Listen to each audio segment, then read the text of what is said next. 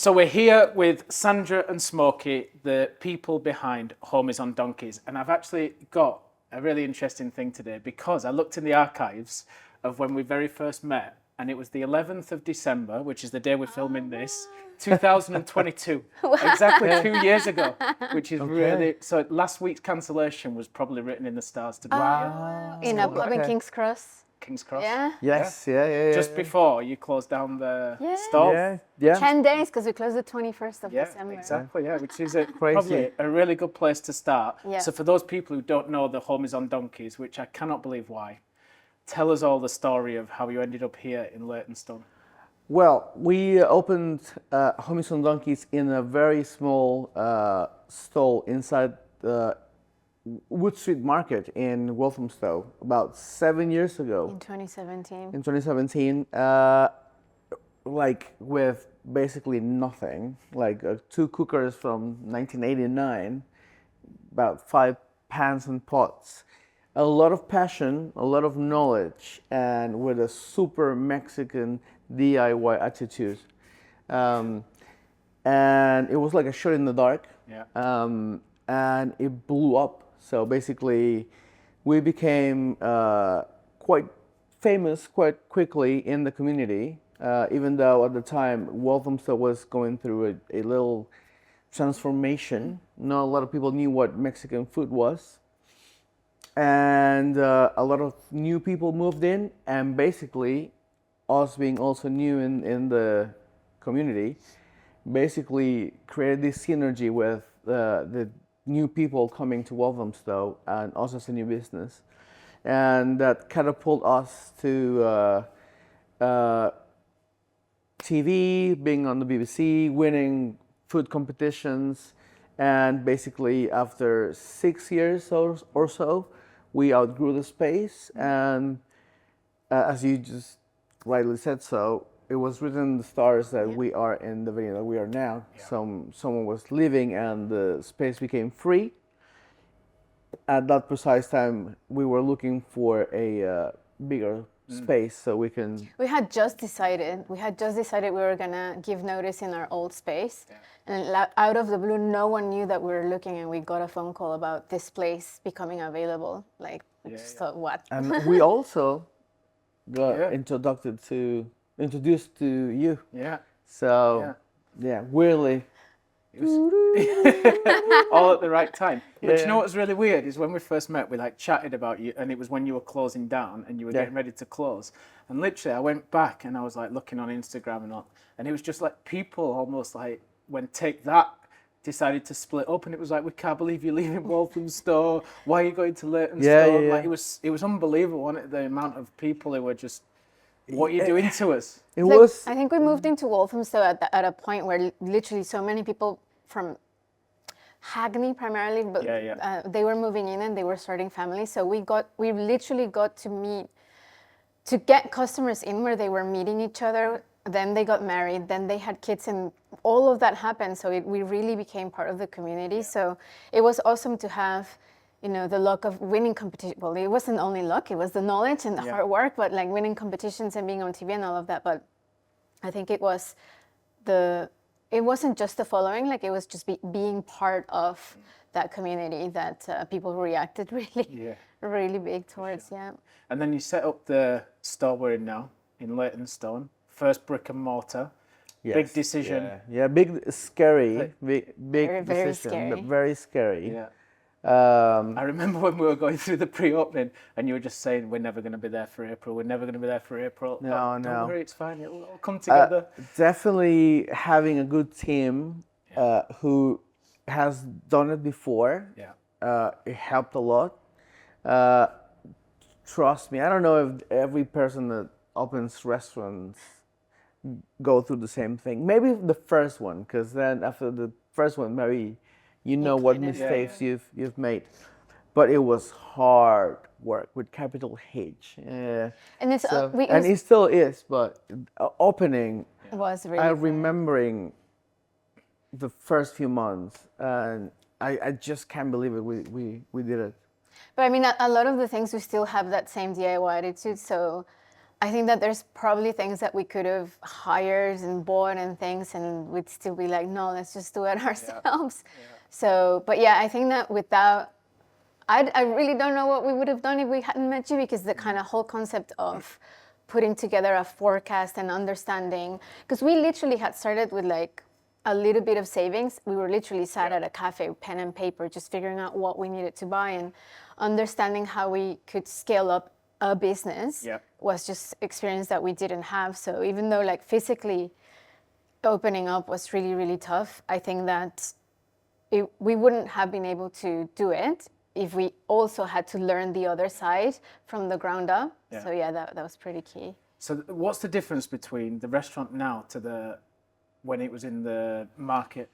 Well, I think from the kitchen point of view, obviously also you have like the culture of service, which is completely different.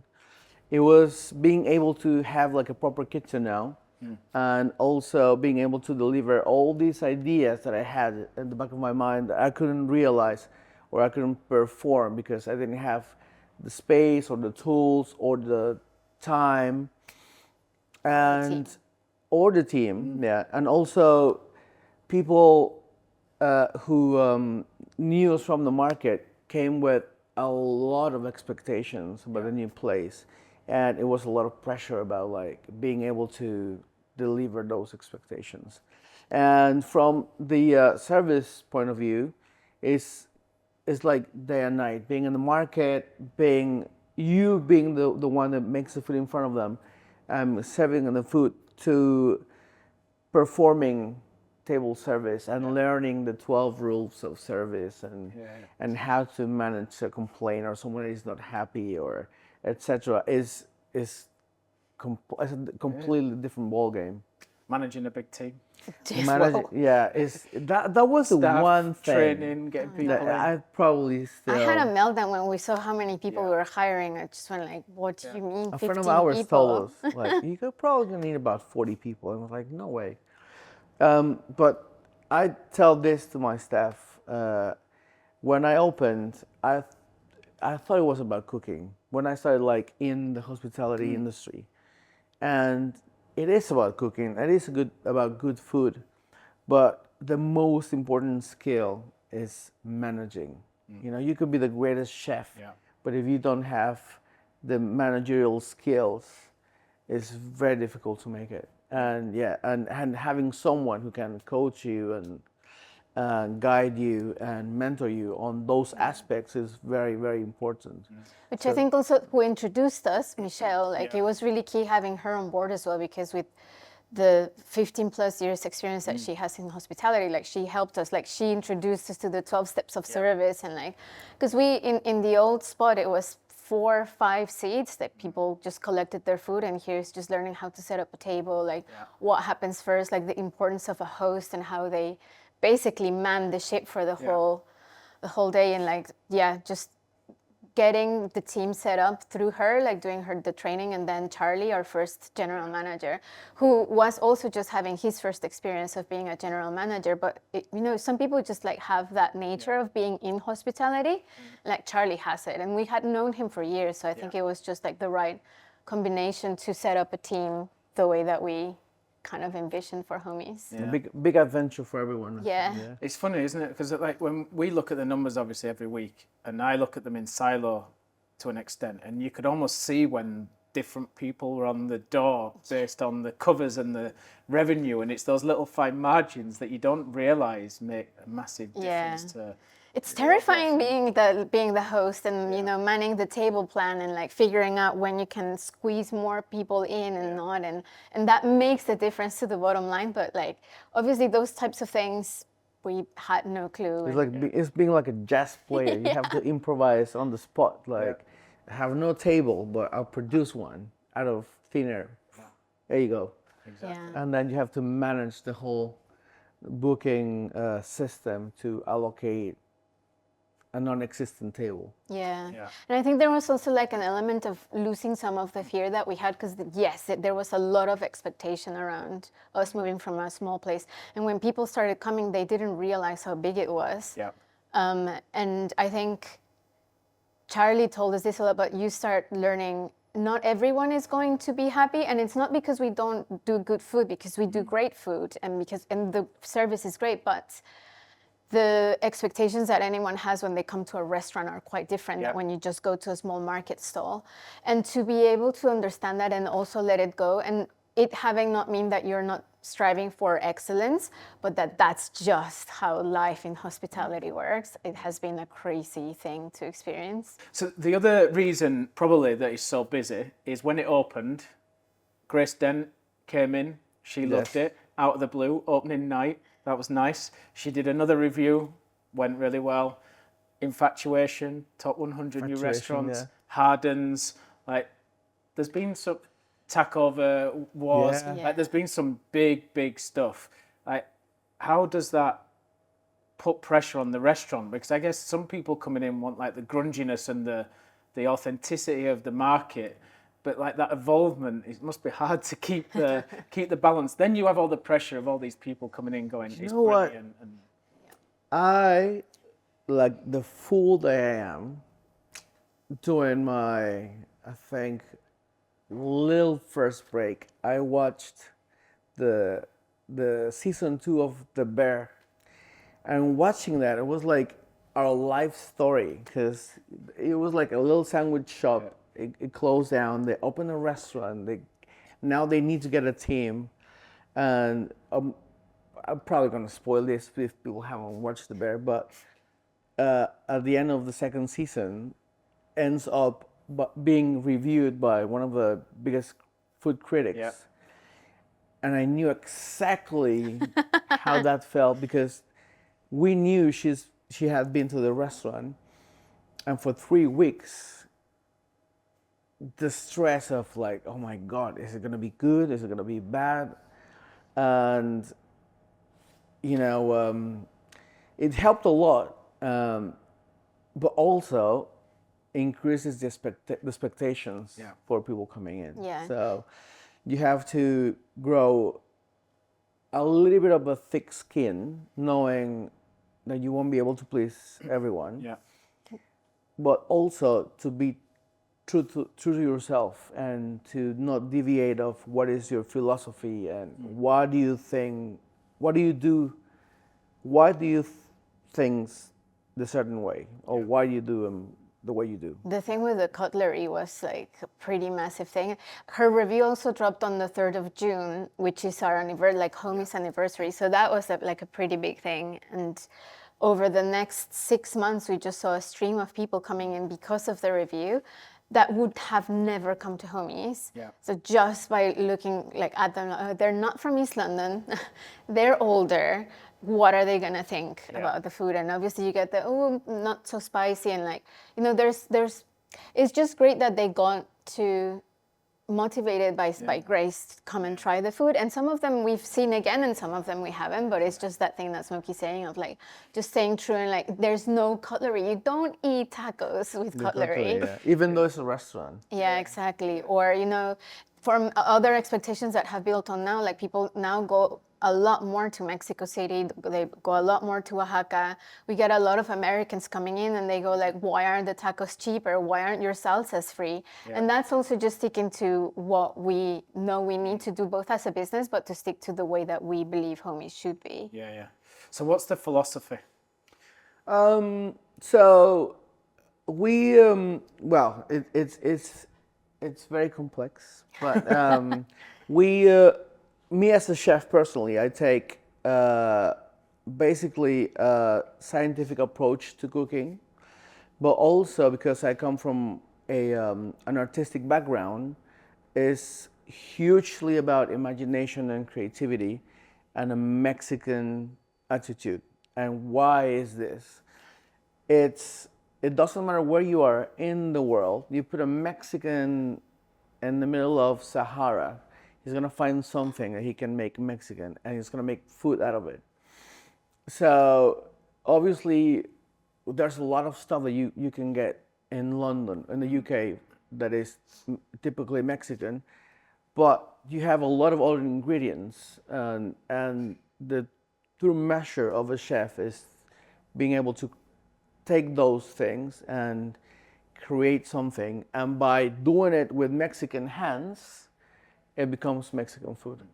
So we're not a super traditional taqueria in the sense of like you don't see like sombreros, maracas, Fridas. Frida Kahlo. We are still true to ourselves in the sense of like we grew up listening to hip hop. With a love for street art, like lots of Chicano influence in our culture. Legally or illegally. Well, graffiti. I did a lot of DJing and music making. So, and you know, we love philosophy, we love anthropology, we love history.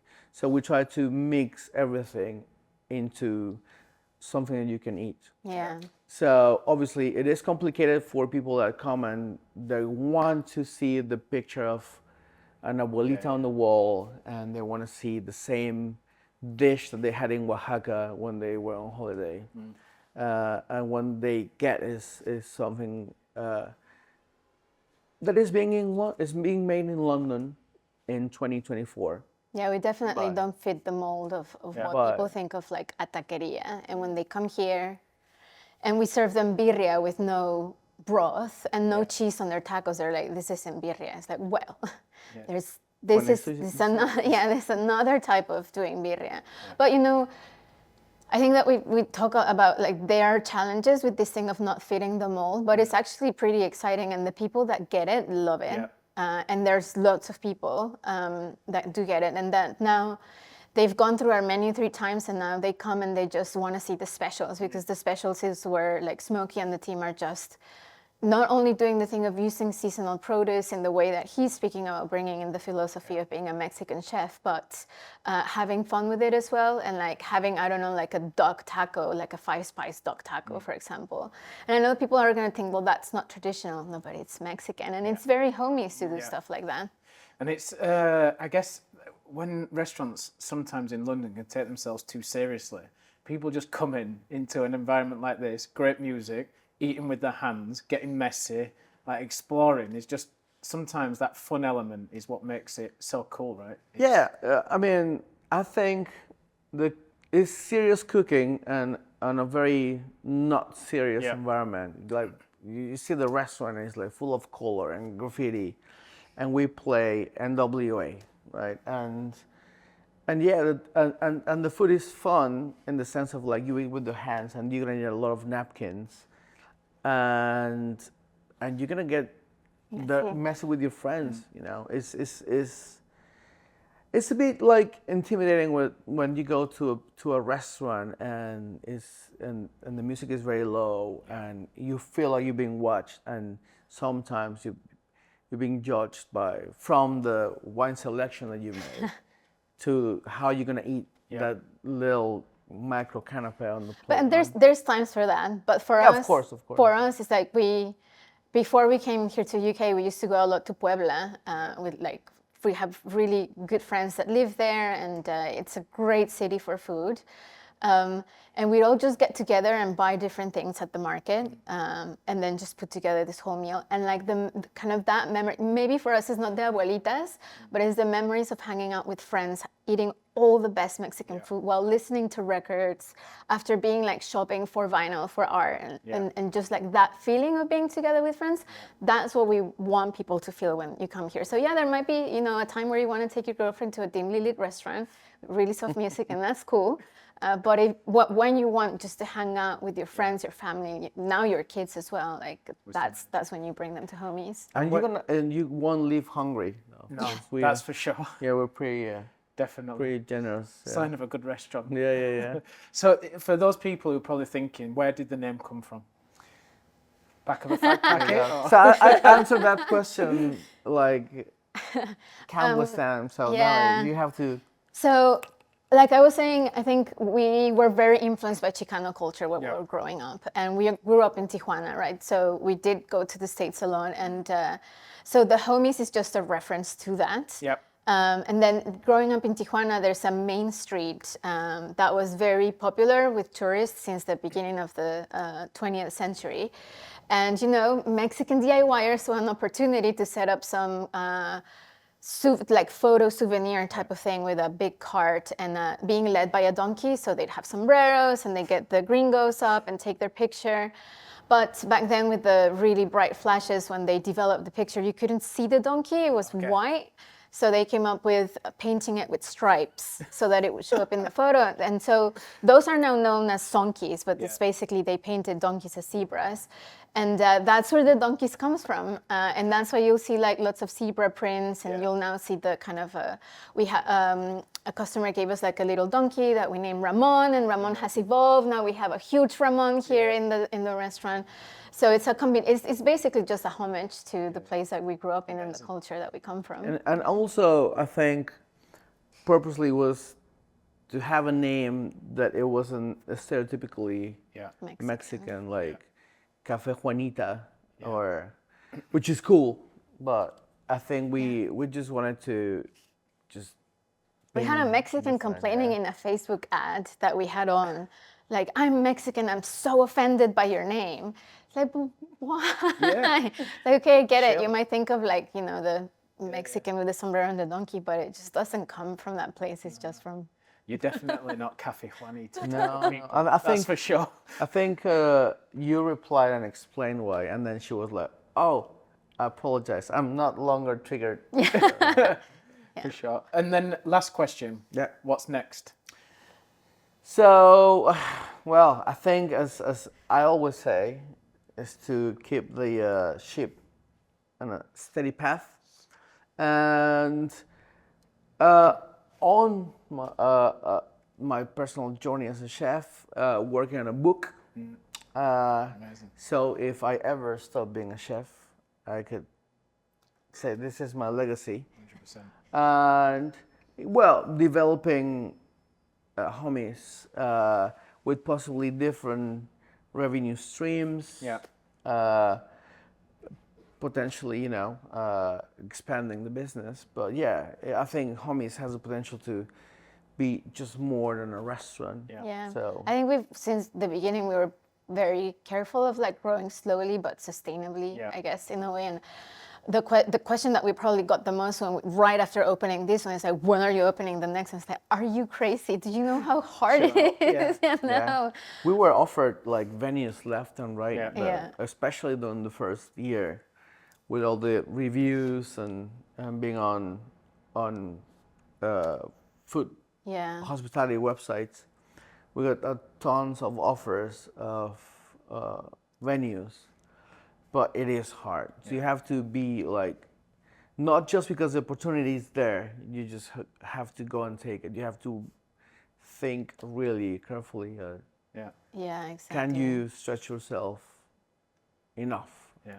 The book makes me happy. Book. Sandra knows. It's what I've been saying for Smokey needs to do a book. He needs to do it on his own time, in his own style. Yeah, he doesn't do recipes, so this is the hard part. How do you do a cookbook without measuring your ingredients? It's fine. A little pinch, a little spoon. That's his abuelita side. He will literally not be able to tell you how much you put into the recipe. Buy the book and then you have to come here to eat the food. He wants to give people the knowledge, and that's pretty cool. Like we ran, because you know that we're independent completely. Like we did this Kickstarter that got us a chunk of cash that we could use towards expanding, and then we did these rewards, and we had like salsa workshops and a masterclass.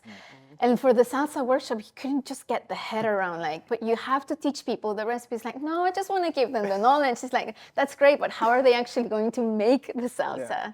And people loved it because he goes a lot into the biology and the chemistry and everything, and people do walk away saying like, wow, okay, now I get it. You know, now I know why your salsas taste the way that they taste. So it should be pretty fun. I think the book is going to come with a mold of my hand, so you can use it as a measure. What is the must-try dish if people come to Homies? The bone marrow. Well. Yeah, the bone marrow is really good. The bone marrow was like a thing that I always wanted to do, but like it was impossible to do in the market, and it's more like a statement dish. But you know what? It's hard. I still think as a musician, and once you made a song, a track, you start thinking that the next one you're gonna make is gonna be better, and it's like a never-ending story.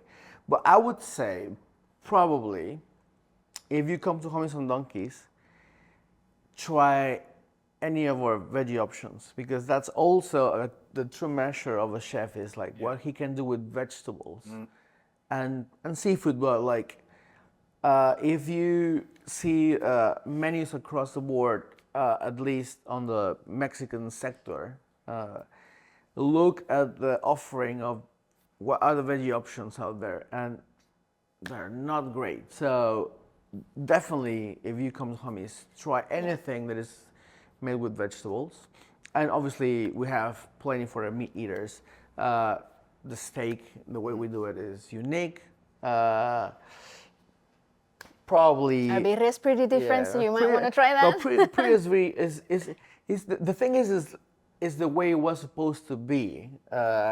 I'm not spring chicken, so I remember eating it the way we make it back in the mid-90s, you know. So this new modern TikTok, Instagram versions, of course, they look great on video, but it's not gonna taste as good as the way we do it. So 100%.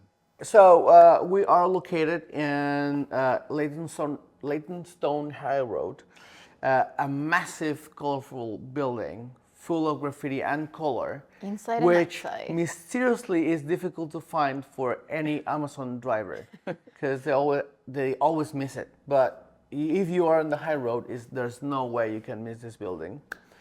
686 as a number, but yeah, basically just look for this big building full of graffiti.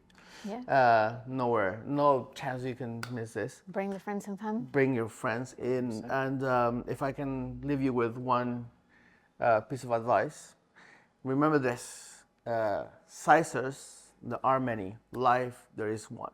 So eat all the tacos while you can. Brilliant. Awesome. Where did that come from at the end? I thought we were doing directions, and then all of a sudden this like philosopher comes out. It was like, boom. Yeah.